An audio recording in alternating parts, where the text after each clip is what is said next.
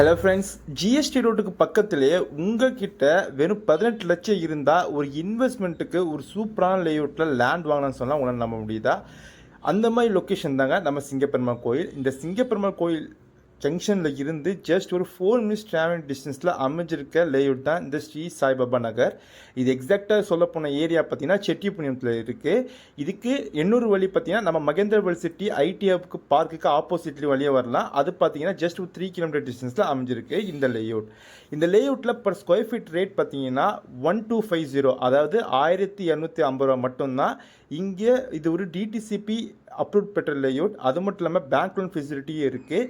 இங்கே 1500 square feet ரேஞ்சில் இருந்து அப் டு 3000 ஸ்கொயர் ஃபீட் வரையும் உங்களுக்கு வேரியபிள் சைஸில் ப்ளாட் ரேஞ்சஸ் அவைலபிலிட்டி இருக்குது.